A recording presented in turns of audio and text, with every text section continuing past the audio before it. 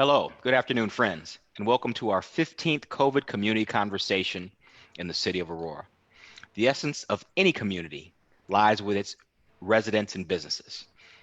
On Tuesday, we had a conversation with some of our major business developers on how they are progressing in spite of COVID-19. Today, we are talking about those who are choosing to call Aurora home during the pandemic. From buying to renting, securing residence in Aurora continues to happen. Although the process may have been altered due to COVID-19, it has not stopped at all. Our housing community of Aurora is strong. Let me take this time to give a shout out to everyone who works together to help secure housing for our residents. From our nonprofit partners who are leading the way with affordable housing of all types, to our residential developers who are working to keep up the high demand. In fact, we did a study last year that showed that our rate of growth in Aurora, we would need 1,250 new apartments in downtown alone over the next 5 years to compensate all the people that are interested in coming and participating in our community, specifically the downtown.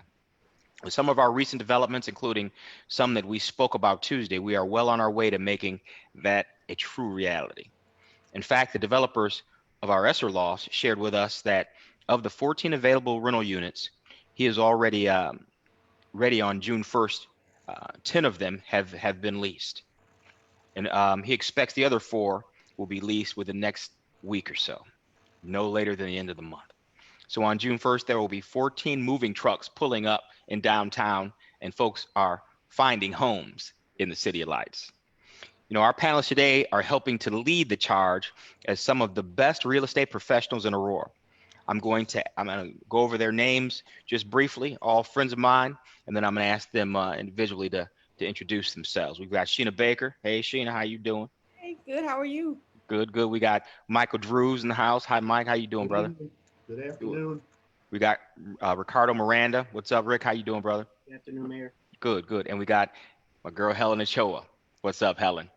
Hello, Mayor Irvin. How are you? All right, all right. So now I'm just going to go through and I'm going to let you guys introduce yourselves and just tell a little bit about your business and who you work for. Let's go ahead and start with Sheena. Hi, everybody. My name is Sheena Baker. I'm a real estate broker with Caremark Realty Group. I have a satellite office downtown Aurora, 105 East Galena Boulevard. I'm in where the First American Bank building is. I'm on the 8th floor. I've been a licensed real estate agent since 2006. I bought my first home in Aurora at the age of 19. So I have history here. All right, all right. Well, you had me at you had your office and your house in Aurora. You had me. you just stopped there and I'd have been all good. Let's go to Michael. Thank you, Sheena. Very, very good to have you on with us today. Let's go on to Mike. Let's go on to Michael Drews. What's going on? Mike Drews with Charles Doss Realtors. Our office is out at West Aurora Plaza. I'm a lifelong resident of Aurora, East Aurora Tomcat. Shout out to Ricardo, class of 69. So all my classmates out there, good afternoon. I'm a residential real estate broker, been in business here in the city for 41 years. Wow. I've been seeing a lot of the different trends that have happened in the real estate business, from the high interest rates to down to the 2.75 that we have now, to all the market crashes and little dents that we've been through over those last 40 years. So I'm proud to be a citizen of the city of Aurora. My brother, proud to have you, man. Proud to have you. And then we got Ricardo Miranda. What's up, brother? And then let me just start out by saying, you know, we got Mike coming out of East Aurora in 69. I see you sporting that black and red too, man. Hey, what's up? Proud East Aurora Tomcat here. Once a Tomcat, always a Tomcat. Believe it, believe it. Yes, sir. So thank you for the opportunity. Good afternoon, everyone. My name is Ricardo Miranda. I lead the Miranda Group, powered by Keller Williams Infinity. My small team consists of myself, my wife, and a transaction coordinator, Liz Donovan. I was born and raised in Aurora myself.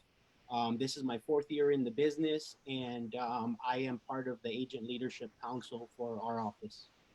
Man, good to have you on, brother. Good to have you. Do me a favor, turn your sound up just a little bit, because I want to make sure we can hear you clearly when we get to asking a lot of questions. Yes, all right, and then we have last but definitely not least, Helen Ochoa. Thank you for having me here. Mayor Irving. Well, I'm Helen of Ochoa, and I am powered with Keller Williams in the house, right, Ricardo? All right. Yes. We're Keller Williams Innovate, and we are anchored in Aurora. Our office is at 2430 West Indian Trail on the west side. I've been in real estate since 2003. So I've seen a little something, some shifts in the market, gone through it. I love residential. I did work as a foreclosure team and a short sale counselor.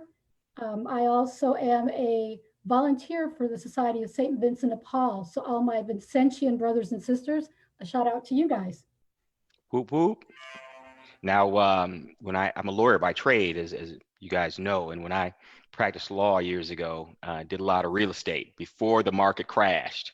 And me and Helen did a lot of real estate deals together. So we sat in a number of rooms, praying that we would be able to close it, and then afterwards shaking hands and high-fiving our clients that were happy they had a new home.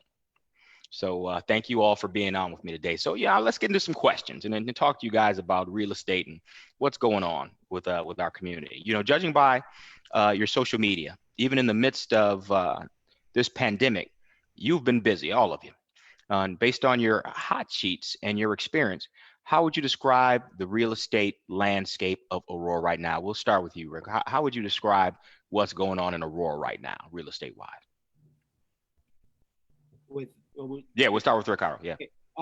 Actually, I guess it depends what side on the fence you're on, whether you're buying or you're selling. Okay. So real estate always comes to supply and demand, in my opinion.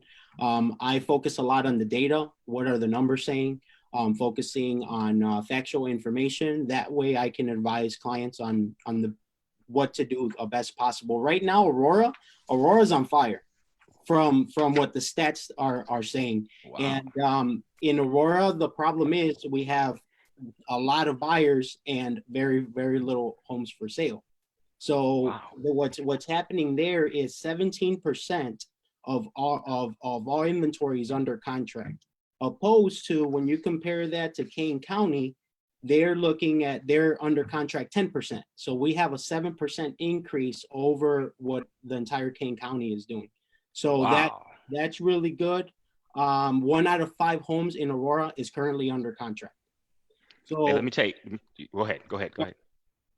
What I was going to say is we hear that it's very slow, yet the Aurora numbers would say otherwise. You know what? I appreciate them statistics, brother, because I can tell you, man, Aurora's hot. Aurora is on fire, and you can see it just by the energy and folks looking to move into the new apartments that are being built downtown. And it's hard to get a home these days. Everybody's loving being in Aurora. Let's go to you next, Sheena.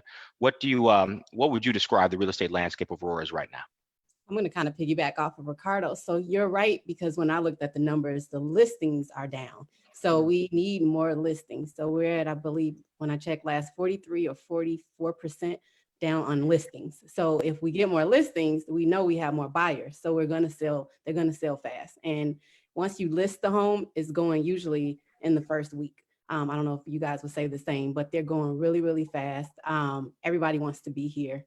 As you say, it's something happening here. So the pandemic has not stopped that. It is still happening in Aurora, and I'm still out there. We're all still out there showing homes. As soon as they hit the market, you have to be ready to get out there and go and not wait till the weekend or that. You have to get it and strike while it's hot. Right. Now, Sheena, you are also working with a developer downtown that's working on one of our properties, the Hobbs building, one of our iconic properties in the city of Aurora that's being redeveloped after 40 years, Jay and Harish and Jay. So we want to talk a little bit about that. Is that market also hot? Now, those are going to be apartments versus selling homes. So is that hot as well? Yep, that is hot as well. So a lot of people ask me that because some people don't know that I work with renters.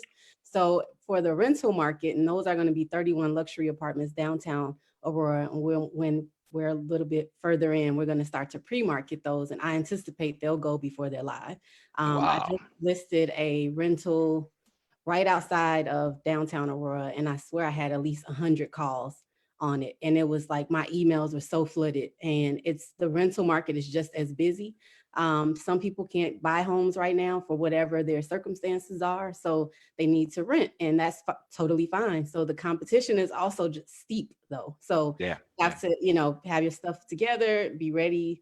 But those are coming, and I anticipate they're going to go really fast. They'll be beautiful. They'll be downtown. It's where everything is happening, all the things that are coming soon. So I would say if you are listening to this live and you want to rent, reach out to me and maybe we can get a waiting list going, but they're going to go fast. All right. Well, let's go to you, Mike. How would you describe the real estate landscape in Aurora right now from your perspective? Well, I agree with Ricardo and Sheena that the number of listings that we have right now are certainly down. We need as much inventory as we can because the buyers are out there. One of the problems I think that's happened with the coronavirus is our contract pendings are down a little bit when you take a look at where we were last year in 2019 versus where we are now. January, February, March held pretty strong, but April took a little bit dip, and May's been a little bit quieter from that contract pendings standpoint, especially for the single family detached in Aurora. But with the moving through the phases that the governor has out there, and I think people are going to start being a little bit more active, I think those will bounce back. Good. Glad to hear it. And my girl, Helen, we go way back, and did a whole lot of business together back in the day. How would you describe the real estate landscape in Aurora right now? And because you have a perspective, I've worked with you and you've been working in real estate from 2003, and it seems like from then to now, there's ebbs and flows. So talk about what it's now like, maybe compared to a couple of years ago. Okay, so let me start off as I came to realize, and I think like many other real estate agents in the industry, that housing is healthcare. Housing is the new healthcare. A home is the best protection against COVID when there's a shelter in place. As long as it's stable and safe, it protects everyone. If you have that virus, you're at home and you're not spreading it. And if somebody else is staying at home and they're sick, you're not getting it. Exactly right. That housing is the new healthcare for sure. So with that being said, comparing it, like let's do 2019 April to 2020. We did have a dip, and April 2019 had 227 homes sold. 2020, we had 165. So that's a decrease of 27%. But that's because we have a pandemic. That's why. Yeah. We would be sizzling. I mean, houses flying off. When it comes to the market, we're looking at seller's market and buyer's market. So we're looking at something that's called absorption rate. So we're looking at our inventory. Right now, our inventory that I have checked for the month is going at about 2.2. So what does 2.2 mean? That means 2 months, a little over 2 months of supply. So if there are no other homes that go on the market, we will run out of supply in 2 months. Wow. As long as they're priced correctly. Wow. As long as they're priced correctly. So every year, every 10 years, I'd say we go into a wave. So we had that top of the bubble, 2006, 7, yeah, and then it busted. It actually balanced. So now it balanced down. We went through the short sale crisis, and we were on all the way up, going up. So now with COVID coming in, we got to shift a little bit. We're going to go back. Aurora is just a place where you can just invest and you're going to see that return. Yeah, absolutely. And you bring up short sales, man. I remember those short sale closings back in the day. And it seemed, first of all, getting to the closing took forever, and then dealing with the short sale. And it's almost like short sale in Aurora are days of the past. If you say that in Aurora, it's almost like people forgotten about it. It's like a word that's that's old school. It is so a little bit. You know what? With the short sales, there wasn't a lot of things in play. So it was just really like a wild, wild west territory. Now, if I have a short sale, and I have a few, and I work in short sales, we're looking at a turnaround time with a great real estate agent like myself. Go ahead and throw that in there. I agree. About 30 to 90 days. Okay. Wow. Because that used to be like dang near a year. It was like a 50-50 shot. Nobody knew anything. But the banks that really put their processes in play, and it's now not as hard as it was before. Yes, Okay. I agree with Helen. I have two right now, and both of them within 3 months they close usually. Wow. Great. Great. In Illinois, real estate has been deemed an essential service during the stay-at-home order, but with the new restrictions. And as Helen pointed out, the home is where your heart is. That's where your safety is. How has COVID-19 impacted how you operate, and what has changed in the past 2 months since the stay-at-home order to even now, where at the end of this month we will we'll get off our lockdown. We'll start with you, Mike.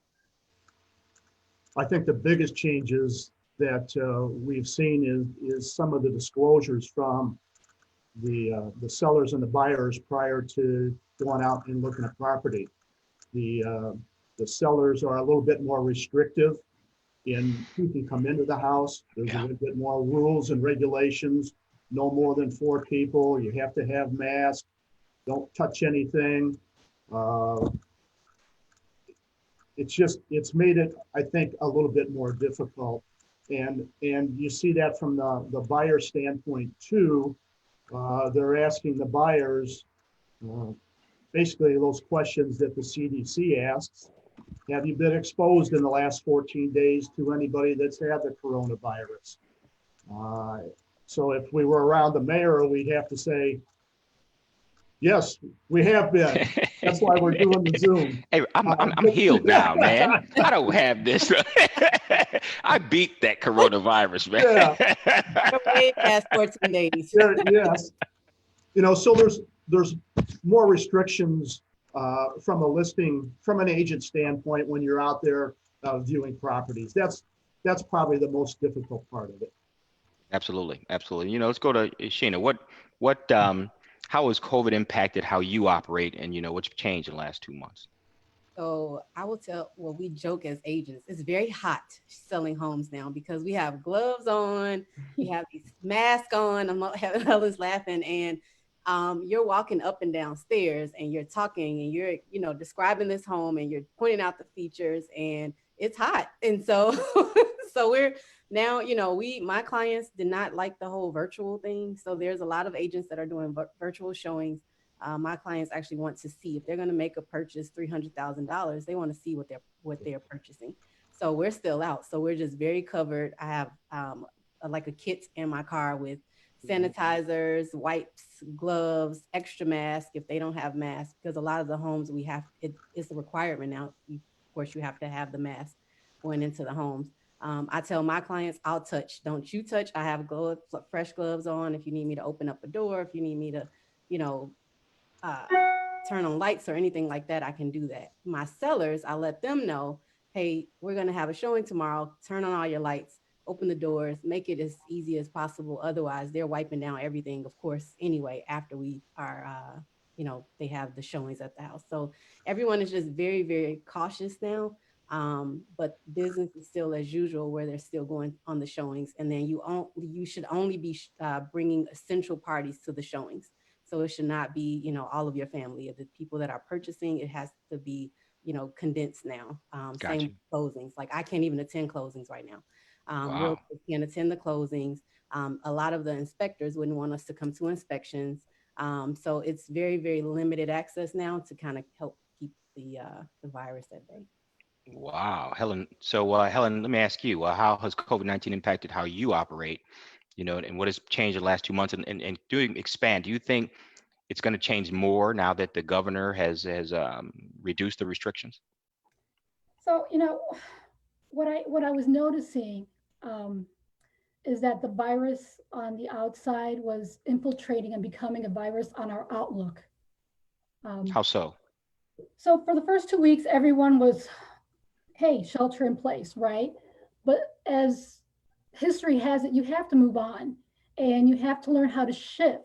You have to learn how to pivot when you have a challenge, or some people view it as an obstacle. So being deemed an essential service, that comes with a lot of responsibilities. And I think my fellow real estate agents would agree. It does come with a lot of weight, because our outlook has to be positive. We represent Aurora and the movement of housing. So if we're negative, there's no way that people are going to want to even try to move forward with their real estate goals. I mean, that's very important. I know for the first 2 weeks, it was about compassion and care and calls. So like your series here, the way Aurora is expressing their compassion and how they care is through conversation. So for myself, and I think for the other agents, it's with calls, it's care calls. The first 2 weeks is about making sure you're okay, those relationships that we have formed. That is what at least Keller Williams, I know, encompasses, is the care for others. We think of others first because we come from a servant's heart. I know as it played out, we were looking at adopting now something that a lot of agents that do relocation have done. What they'll use is FaceTime and basically do a live virtual tour or video tour with someone else on the other side of Facebook, so they can get an idea. And that seems to be the best approach when I'm working with a lot of my clients, with my buyers. But there's many that are the touchy-feely. I need to see it. I need to breathe on it. And right now, breathing is like a main, right?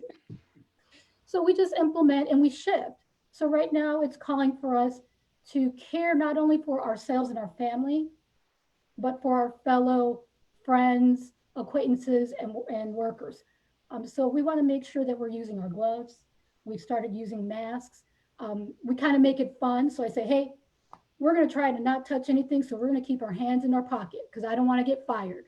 And it seems to work. I say keep your hands in your pocket. Don't touch nothing. Don't touch nothing. Yeah. Now, I have to say I'm not good with you walking through a house with Facebook and showing me, because it always looks better when it's on. I was like, oh my gosh, that looks great. And you get there like, wait a minute, this isn't what. So I'm one of them people that would need to be there in the house, seeing how everything is set up and getting the feel, So Rick, tell me, how's this affected you and how you show your houses to your clients, and how's it changed in the past few months? Well, the main thing is Zoom's our new best friend. I think it's a best friend to a lot of us. And I saw an interesting stat the other day. Zoom now is valued more than the top 10 major airline companies in the world. Wow. I was like, wow, I wish I would have bought some stock a few months ago. I'm telling you. So that's the main thing. Our consultations have gone virtual. So we're doing a lot of the buyer consultations because that's, in my opinion, still a very critical step in the home buying process, is the education phase, to make sure that people are educated on the process, know what they're getting into, and know the whole process from start to finish. So that's the first thing. Some sellers, they still want to meet in person. And thankfully, we are essential workers. But like Helen said, that comes with a big responsibility. I'm grateful that we can still work and service our clients. And even during this pandemic, people still need to buy and sell. Some aren't buying and selling just because they're doing because of a job transfer or because of other circumstances out of their control. So that has been a great tool. Another way that we've pivoted is we use a technology called Matterport, which is a 3D tour scan of the property. That way, before I have, for my sellers, before we have a buyer entering the property, what I would say is, hey, Helen, here's a 3D tour, check it out. That way, they can see if it's within their ballpark. And if it's not, we don't put them at risk coming into a home, nor my sellers are put at risk having an unnecessary showing per se. So that's another way we've pivoted that way. We're being extra cautious as well, making sure that we're staying up to date with the state guidelines to make sure we're following the rules and leading by example with our clients, wearing our gloves, our mask. Like Sheena said, I have my little baggie too. I call it my showing baggie. I have my sanitizer, I have wipes. Booties, when you walk into a property, we're not reusing them right now. I tell people, you know what? Just wear them and throw them away. Even. Oh, you're talking about shoe coverings. Shoe covers. Yeah. Because I didn't know what you was. What booties? We call them booties. Okay. Shoe covers. Thank you for that. Right. So we're being extra cautious, making sure that we're keeping everybody safe. I don't want to come home and potentially get my family sick either.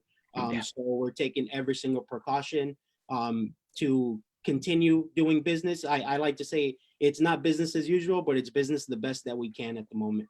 Man, I like that. I like that a lot. You know, in last fall, national personal finance site Go Bank Rates said Aurora was named the top city in the country to settle in and buy a well-priced home.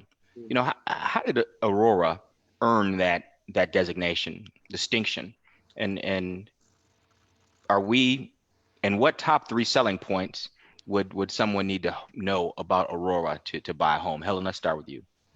Okay, so how they use that metrics was based on economic opportunity. Mm-hmm. So the matrix they used was home ownership, diversity, economic mobility, home value, and unemployment. So with home ownership, we were up at 67, a little over 67%, which was fantastic, right? Diversity, we were at 0.23. The lower the number, the more diverse we are. So, hey, for the flavors, right? Absolutely. Yeah. So, and then economic mobility, that's the change of an economic position. So say you have your first time home buyers, they go and sell, and now they are buying their next level home. That one was like 49%, which is more on the higher side. And the other metric that was used was home value. So these are based off of 2019 stats. So the median price range was 177,000, 100,000. And then the unemployment rate at 2019 was 3.6. So when you put that all together, we came out number 1. Wow. Right? Number 1. And so what makes Aurora so great, and what are the 3 things? Well, you can't do it in 3. So you have, when businesses come in, they start with their vision, right? So when people come in, they start with a dream. So what we're doing is we're looking at what Aurora has, and the distinctions is, one is the geographic advantage. So what's the geographic advantage? We just have location, location, location, right? We're close to 2 major airports. We have a river going through us. We are 30 minutes to a state park. So you can live in Aurora, and if you wish to go to a park, it's just that easy, you know, versus the other cities, right? Right. Right. And then you have your We call them our suburbs. The suburbs. The suburbs of Aurora. Right? So you have your geographic advantage, and then you have your tech advantage. And the tech advantage would be that 100 square feet of fiber optic network. We are the tech corridor. And the way that Aurora is defining what the smart city or smart community is going to be by people, products, partners, and processes. That's a whole lot of P's. A lot of P's. People, products, partners, and processes. Right. And your CIO, Michael? Yes. That you can thank him for that, right? Absolutely. Absolutely. And actually, I was his real estate agent. So. Yes, you were. That's right. I introduced you. That's right. So then the other advantage I would say would be the educational advantage that Aurora offers. So we have great public schools that are implementing STEM programs. The unique thing about Aurora is that they're identifying that the new generation doesn't value maybe education as you and I did in the day, right? 4-year degree, you move on. They're looking at different ways. So what I love about Aurora is they're looking at an innovative way of capturing those high schoolers, putting them in work programs, because they probably already know IT. They can go on a YouTube. They are very versed by the time they get out of high school. So there's an option there. And then you have the business advantage, and Aurora's motto would be, Aurora is open for business, right? Absolutely open for business. So you guys have a cohesive team that's on top of their game. So when businesses come in, it is not a red tape, you know, it's a jungle out there. Aurora is here to facilitate businesses, because businesses equals community. So Google, come here, please. Come on home to A-Town.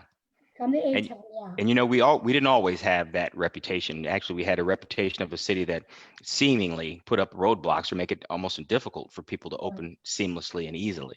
Thank you for that change. We've worked hard over the last 3 years to make that change. Mike, let me come to you. What are some of the points that you tell that, you know, that you would help someone call Aurora home? 3 selling points, or 3 or even more. Well, Helen hit 20 of them.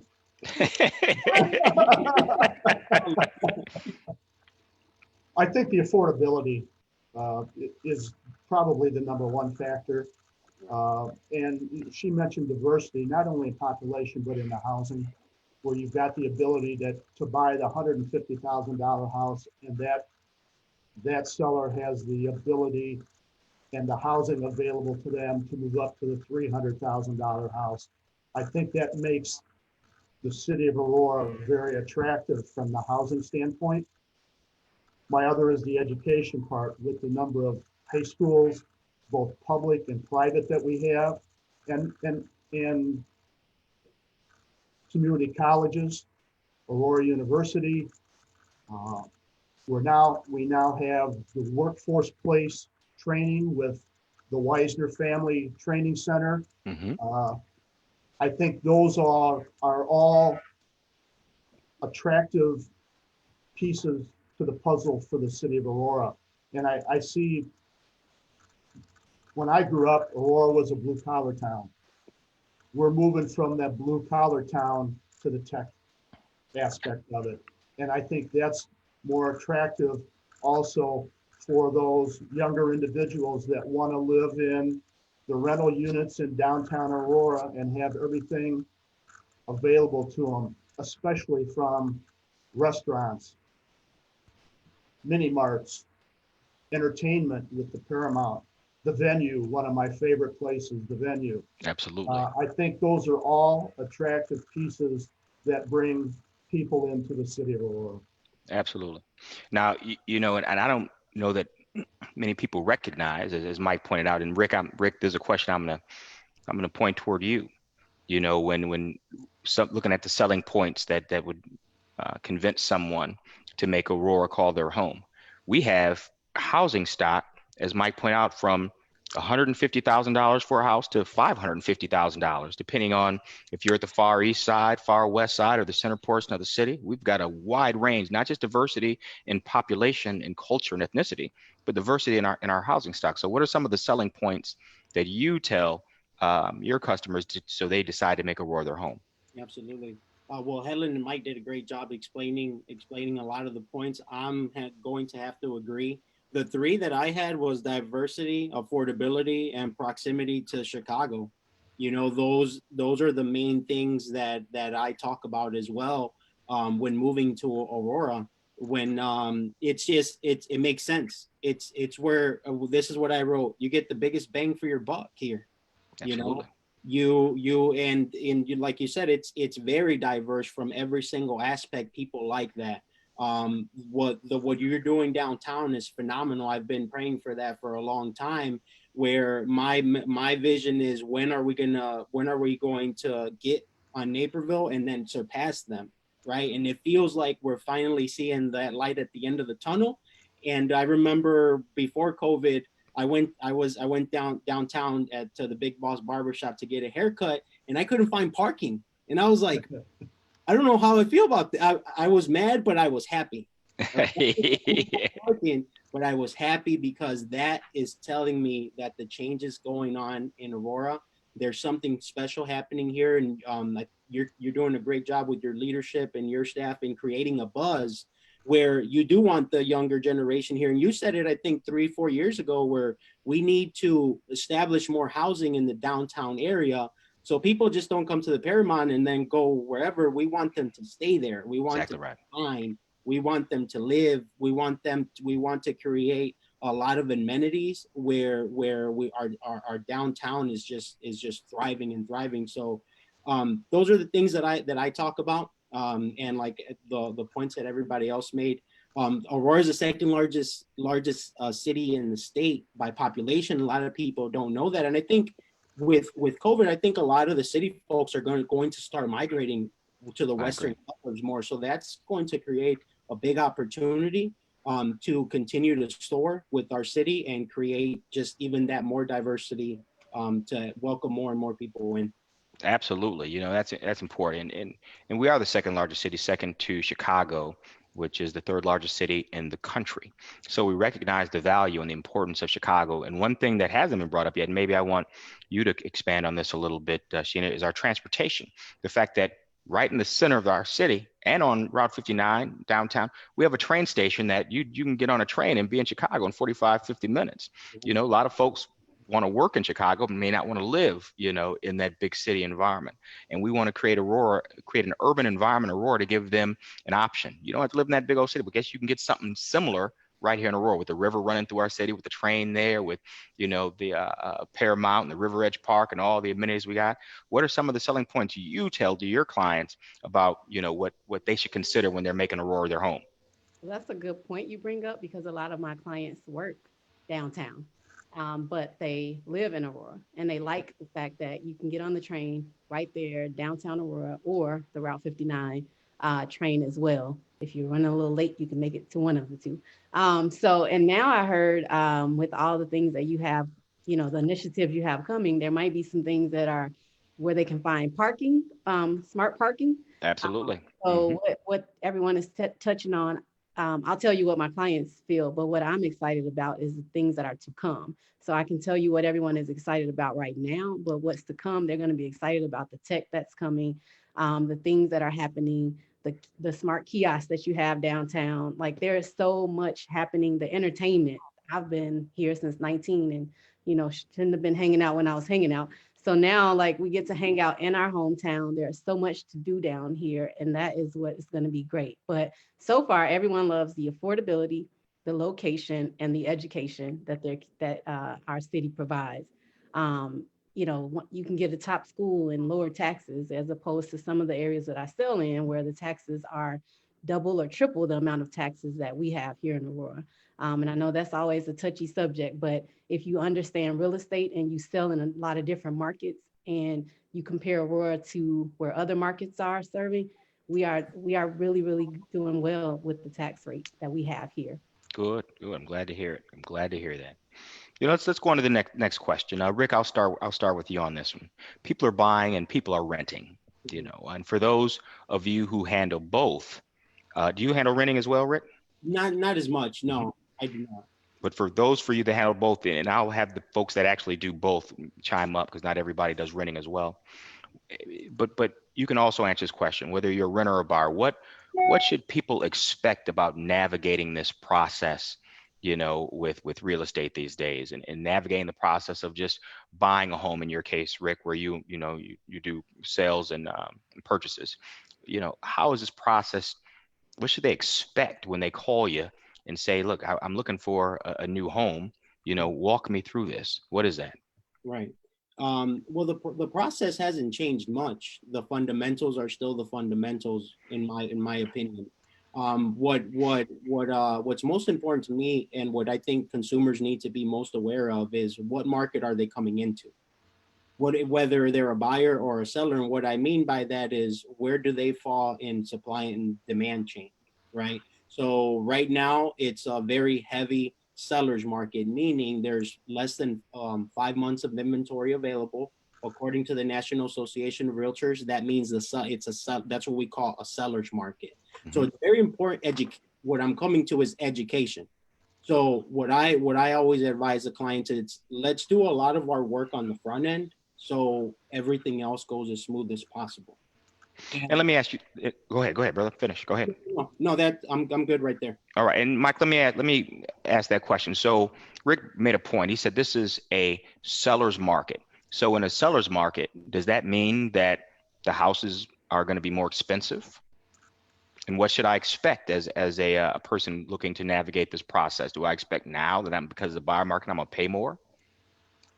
Well, I think Rick hit it on the head when he talked about educating that buyer, as first of all, to the process. Secondly, because the market is hot, you can't say, I'm going to think about it for 2 days or 3 days, because I think Sheena pointed out earlier, they come on the market, they're going to be sold. So that buyer's got to have everything ready to jump in when they find that right house, because it may not be there tomorrow, it may not be there in an hour. So they've got to be ready to go. And and that's important. And we'll go to Sheena next because you do both rentals and residential housing, both buying and selling. You know, what should I expect when I walk in? Let's say if I like a house, and as Mike pointed out, these are big purchases. And you don't necessarily want to make that decision in 5 to 10 minutes. You want to let it sink in. But as he pointed out, if you do that, you just missed your potential dream house. You know what I mean? So what does a person have to expect? What are you telling your people, about something that they like and something they could call home, and how are they navigating and making that quick decision about something so large? Yeah, so we talk a lot of upfront in that initial consultation about what it is that they're looking for in a house. And I think as our job is to help them hone in on that and to find that for them. So if we walk into a property and it hits all of what they wanted in their list, helping them understand that this was it. But think about it. Our job is to warn them that you think too long, it may be gone. So, but we are not here to pressure sales. We're not that, and I'm not that kind of salesperson at all. You have to feel it. If it's gone, there's going to be another one. Hopefully, we don't know. And so right now, and I'm on a lot of these panels and a lot of these calls, and I tell people as real estate agents, we can tell you what the market is today. I can't tell you what it's going to be 3 months from now. So for a seller standpoint, people ask, should you sell right now?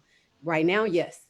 3 months, I don't know what's going to happen. So we have to do a lot of educating for landlords, because I represent a lot of landlords. We have to make sure these renters are really qualified, because I don't know when the courts are going to open up. They can't evict, and a lot of tenants have taken advantage of that. So our job is to protect our clients. So if I'm protecting you as a landlord, I want to make sure that I'm getting you a qualified tenant that is not going to sign this lease and then not pay next month. So, right. Everyone has to be very, very careful. My tenants that I work with, they have to be very qualified. I'm asking all the qualifying questions. We're understanding their credit upfront before we go in. We want to make sure that we're connecting the right people. And it's all about our reputation at this point. Absolutely. And we'll finish up this question with you.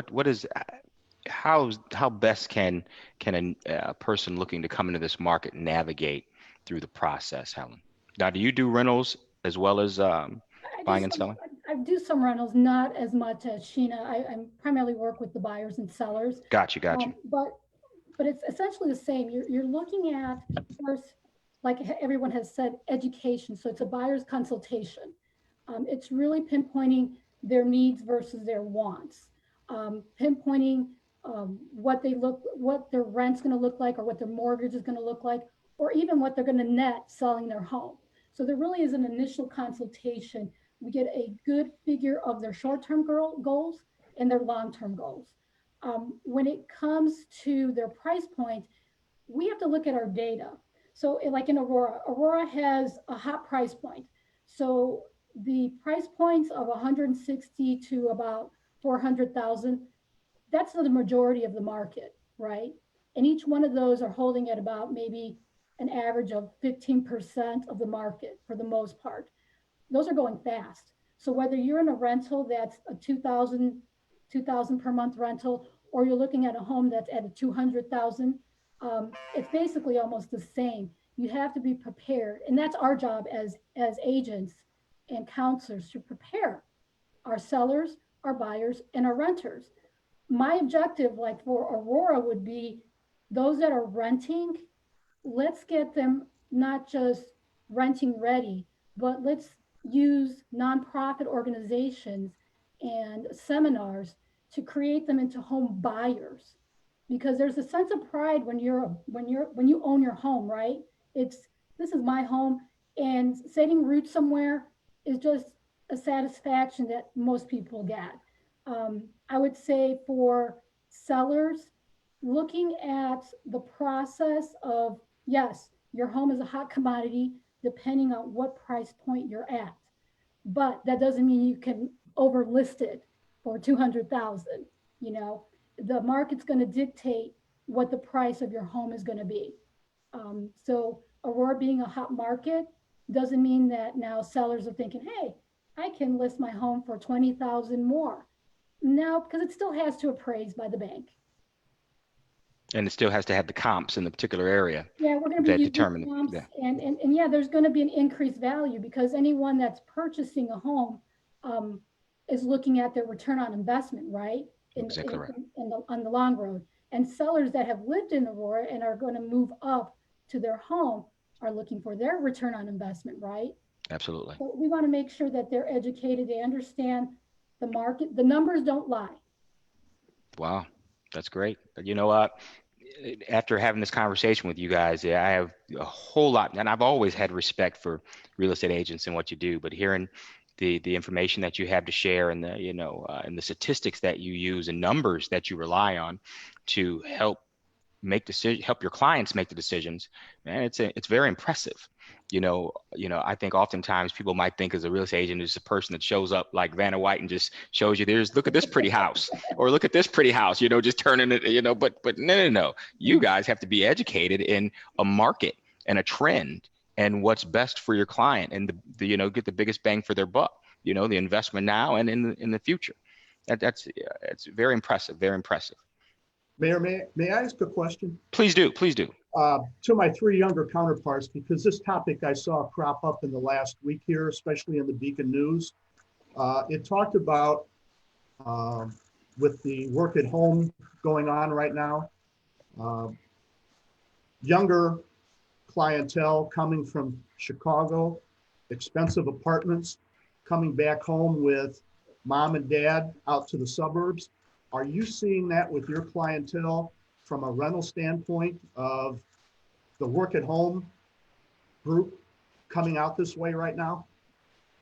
We'll start with Rick. Do you see folks migrating from Chicago to Aurora, or from just coming to this area? That is our assumption right now. I don't have any data to back that, but that is what we're seeing, in just the wave that's coming out this way. And so I would say yes, based on what the trends that we're seeing. It's called reverse migration, where a lot of times folks go to a big city, but these millennials now that would normally love to live downtown will come to an environment like Aurora, as long as we create that environment, that urban feel that they need, and they don't have to pay that money for their apartment and have 3 and 4 roommates to live in a 2-bedroom apartment downtown Chicago. Have you seen any of that, Helen? Yeah, Richard, a lot of these millennials, and sorry, I'm not a millennial. I'm more in the. I'm holding on to that string, but it's getting skinnier, tighter, and skinnier and skinnier. It's hard for me to hold on. Go ahead. I'm a mother of 4, and I have 20-year-olds. Yeah. And so what we notice is that they survived that bubble bursting, right? They were younger when that bubble bursted. So here we were when the bubble burst, 2006, 7, 2008, 9, 10, 11. So they lived through that. So they understand. And I think they're very special kind of breed, because they saw kind of our depression, you could say, housing market, jobs, a lot of uncertainty. So they hold that in. So they value the dollar and the experience a lot more than sometimes the actual space and the prestige it is to live downtown Chicago. They're looking at a place they can call home, that is tech savvy, that can help them with their causes, because there's a lot that are growing with social causes, and Aurora has tons of opportunity for social causes. I know that. Absolutely. So it's a shift. It's just a different mindset that they have, a different perspective. So they are doing that reverse migration because they see the value, and hence again, they're leading with revenue because they want a return on their investment and their lifestyle. Absolutely. Sheena, are you seeing a lot of reverse migration? Yeah, a little bit. I'm like Rick said, we don't have data on that yet, but I do know that the millennials, I work with a lot of millennials. I'm like the last year of the millennials. So I am just at the end of that stick. You holding on to that stick tight, right? Holding on. Yep, I'm a millennial, barely.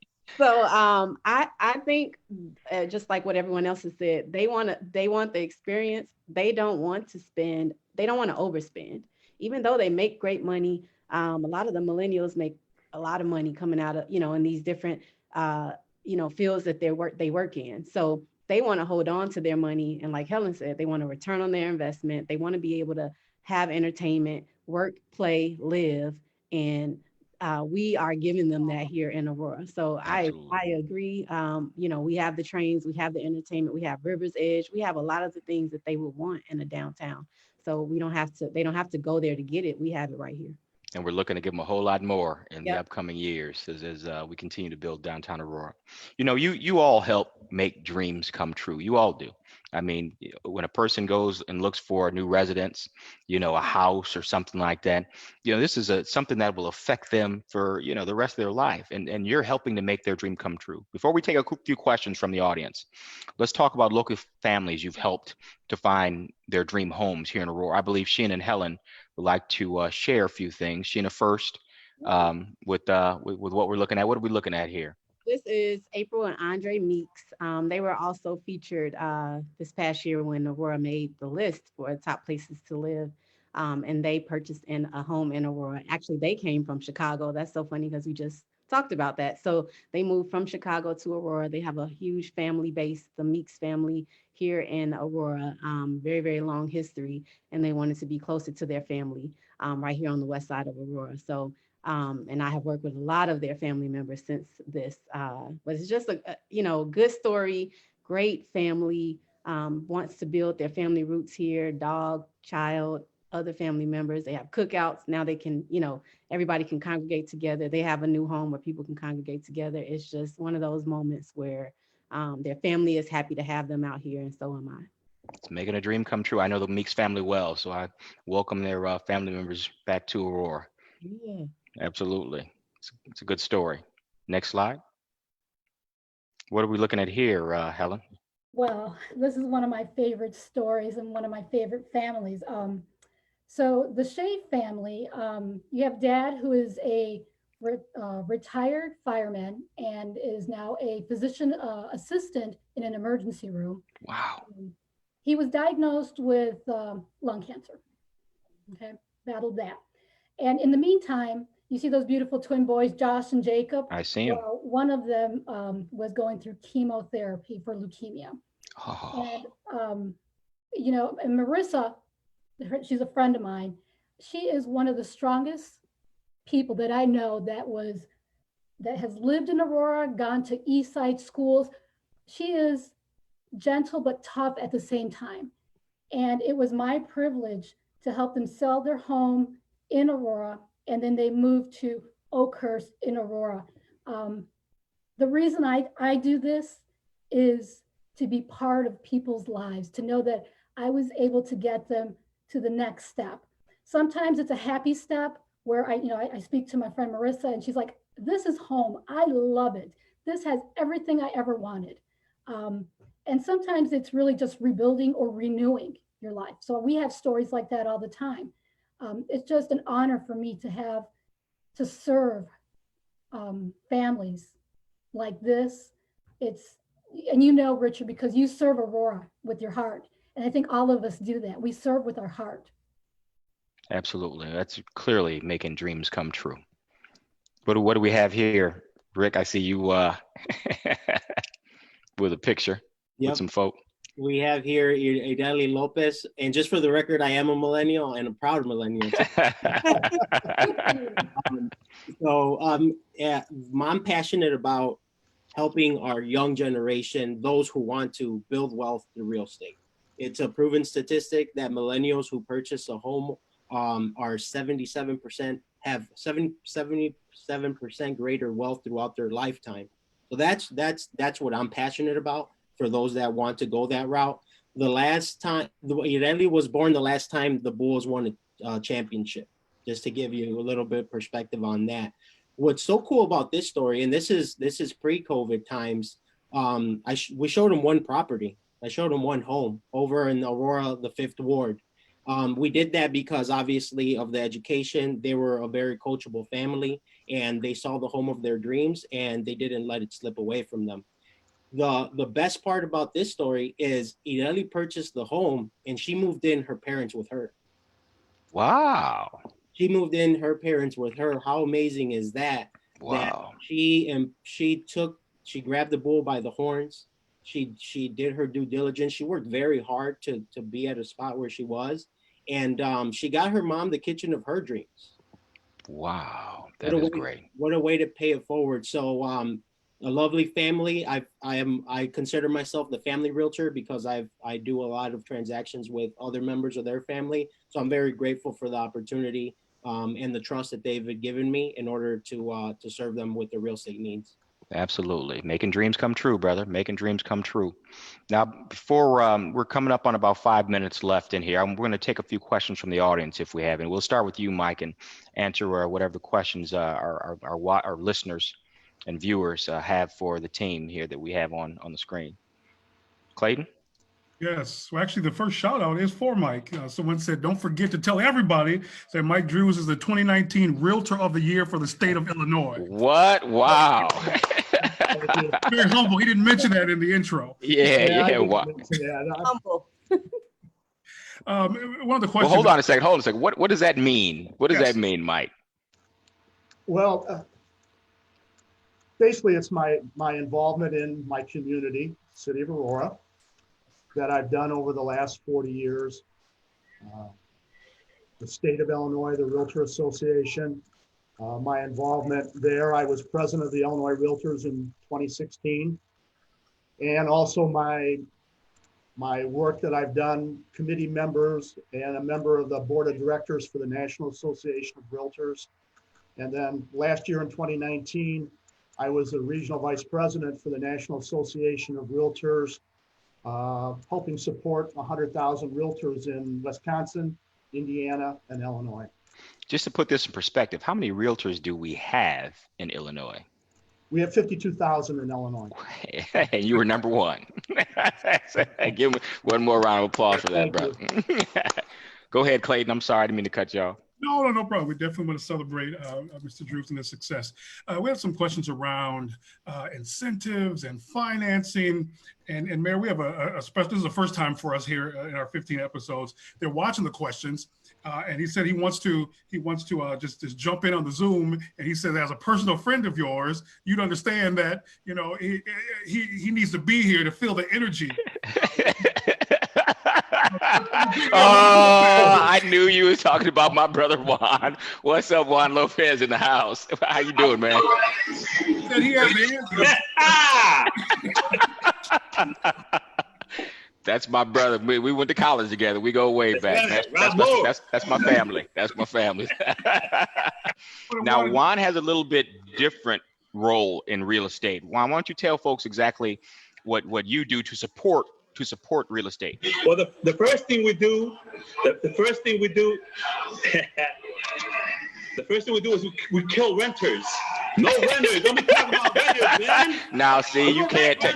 Now, listen. Now, I have a saying. You can't take this dude nowhere. You can't. There's no telling what's gonna come out of his mouth. What he's gonna say. But tell them your job, man. Tell them your job. And turn down all that racket you got in the back. I sell money. That's what I sell. The first step of buying your house is to find the money. And I represent the money. You talked about the city of Chicago, moving down here. My neighbors have all 3 houses that got into the market. All of them came down from Chicago. Wow. The schools down there are shut down right now. Everybody's learning from home. Why they got to be paying that Chicago price? Well, they don't need that kind of school system. They're coming down here. Right now, Aurora is giving $4,000 to help buy a house. So Aurora is putting their money where their mouth is. Aurora is a great place to live, and that's what we do. We help them find the money to move here. We're located here in Aurora. You know that I was born, raised here in Aurora. This is my community. So we exhaust every single option to get everybody to move into Aurora, as many people as possible. And again, Aurora is willing to bet $4,000 that they'll love it here. Absolutely. Work for Great Mortgage. I'm part of the Good Life Home team. Thanks a lot, Rich. Thanks, Clayton. Hi, Helen. How you doing? Hey, man, go on mute. Go on. That dude. Thanks, Clayton. I appreciate it. He's a loan officer. I don't know what he's talking about selling money. That's my brother Juan. Juan's been waiting for 30 minutes to jump in this conversation. Absolutely love it. A very final question here to any of our team here. For people wanting to get into the business, you know, you guys are inspiring people to get in the business. What are some quick tips you have for people getting into the business? Let's if you don't mind, I'm gonna Mike Drews, man, who won that distinction. What are some of the tips you would give? I'm sorry, I didn't hear the question. Some of the tips for a young person wanting to break into the business. What would you say to them? What tips would you give? What tips would I give? Get your real estate license first. You don't want to practice without a license in this state. Then you probably want to interview with several real estate companies. Talk to your friends. Who are they working with? You've got to find out what's going to fit for you. And it may be different for somebody that's brand new in the business versus somebody that's been around for 40 years like I have been. But then, to me, you've got to work it. This is a real job. This isn't a part-time job, as Sheena and Rick and Helen will tell you. You've really got to work it. You've got to work with your clients. You've got to work with your customers. You have to do what's right for them. It's not for the paycheck. And as Helen said, we do this for the community and we do it for the clients that we serve. So Absolutely. You've got to be interested in doing what's in the best interest of your clients.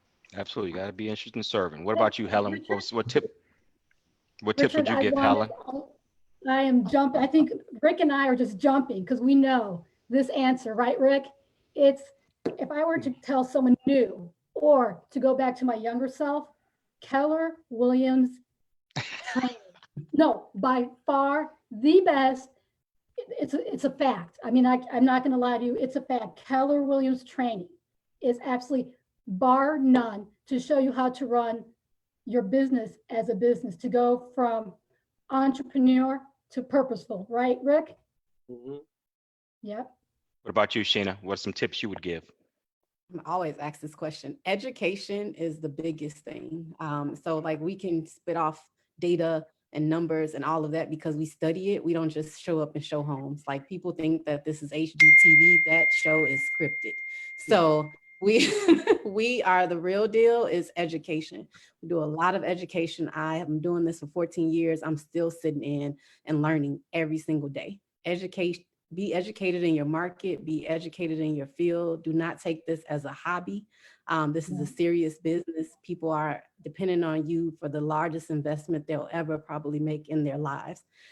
So that is what I will say. Make sure you're getting educated.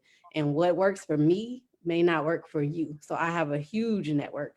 And that is why I could be so successful in real estate. If you know you don't have that, you need to learn other avenues that you can get clientele. So that is falsity in this industry that you can just get your real estate license and take off. That's not true. Okay. Rick, we'll finish up with you because you're wearing all that black and red. So we're going to throw some Tomcat love at you, brother. What tips would you give somebody new breaking into the business? My tips is it's a business. You know, you've built a successful law firm and you know what it takes to build a business. It's like everybody said, it's not peaches and cream. 87% of the agents get out of the business within the first 3 years. So that's a stat where I like to put those stats there, not to scare them or uninspire them, but to give them a reality. The first responsibility of a leader is to establish reality. So that's the thing there. I would say as well, like Mike said, I'm Keller Williams for life. But I would recommend you explore a few different places because we're not a good fit for everybody either. You know, we're in the mindset where we want to teach people how to become business owners, not just be a realtor. When they ask me, what do you do? I own a small residential real estate practice. That's the way that I look at my business because it's that important to me. But like Sheena said, education is key. You have to be growth minded. You have to pour into yourself. And if you do that consistently, and like Mike said, if you put the client first, the money's a byproduct of putting your clients first and their best interest, and everything else takes care of itself. Wow, that's a great way to close out. You guys are amazing. You absolutely make dreams come true. And we appreciate everything you do for the city of Aurora in making our residents' dreams come true. And keep on out working hard. I'm gonna do my part as mayor to keep making Aurora seem like a desirable place to be. Make sure it remains hot you know, even during this crisis is going to be over, and we got to get back, and we'll be back on top. But we can't do it without support from our real estate group, the real estate agents, you know, and and everything you do to put people in Aurora in their homes. So thank you guys for joining me today. I really appreciate it. It's been a great time. We went over, and it seemed like, you know, we were on only for a few minutes. So Richard Irvin signing out. We got Sheena Baker. Take it easy, Sheena. Thanks for coming. Mike Drews in the house. Ricardo, Miranda, and Helen Ochoa, real estate agents in Aurora. You guys take it easy. Good to see you.